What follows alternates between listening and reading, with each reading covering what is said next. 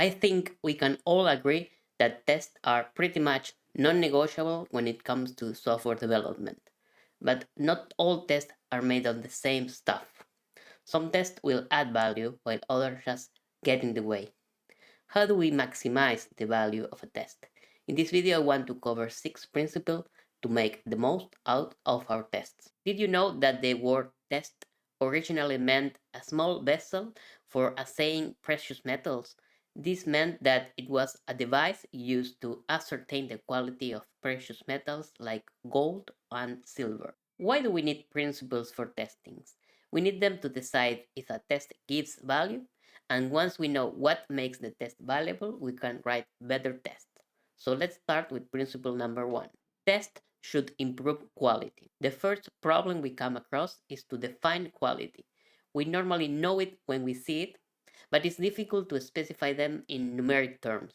We use different proxies to define quality, like number of defects, code coverage, or the test in the continuous integration platform.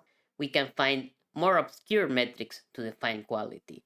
The problem is that numbers will not capture the whole, and here's where test first practices like TDD and BDD can help. The second principle is that tests should reduce risk. Tests should reduce risk of errors reaching our users. A good test identifies possible ways in that the software can be misused or have errors. Tests should also give us confidence to make changes without worrying about breaking things. We can also verify that a piece of code is really needed by commenting the code and running the test again and seeing which one fails. The third principle is that tests should help us understand the system. It is easy to forget old code. Even if we wrote it a couple of weeks ago, it can look completely strange to us today. A test can act as documentation showing how different parts of the system connect, how we can, for example, use a function or we can pull an API and see how we make the request and process the results.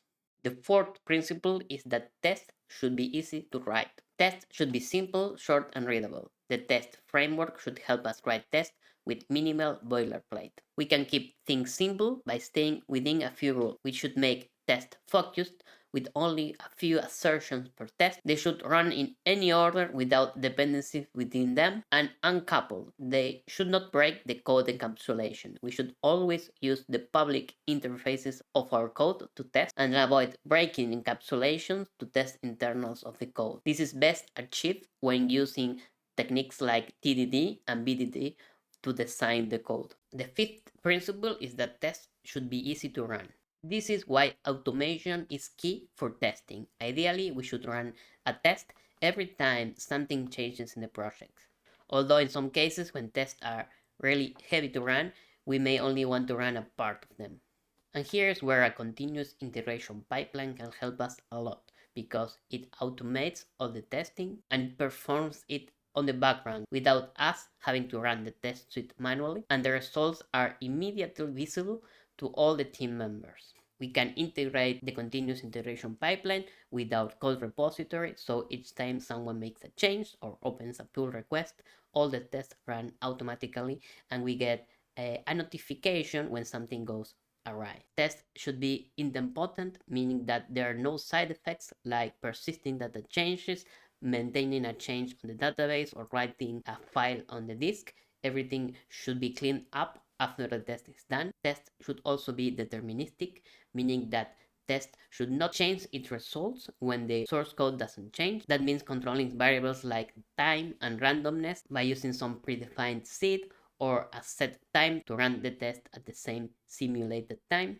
They should also be lightweight, meaning they are short and quick to run. We should avoid having slow tests and flaky tests in our suite. Ideally, we also want them to be granular, meaning that we can only choose a subset of the test to run.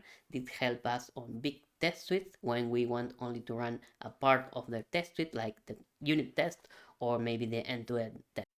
The last principle is that tests should have low maintenance. Test maintenance is always a burden, it's a chore, it's not fun to do, but by following the other principles, it should make our work much more easier. Without maintenance, it's very easy to let technical debt pile up. We should set aside some time to periodically revise our test. This involves deleting unneeded tests, finding slow and finding flaky tests, and fixing them. That's all for today. I will leave the principles here in writing. I hope you liked this video. If you did, please leave us a like, subscribe, or comment. It helps a lot to grow this channel. As always, thank you for watching and see you on the next one.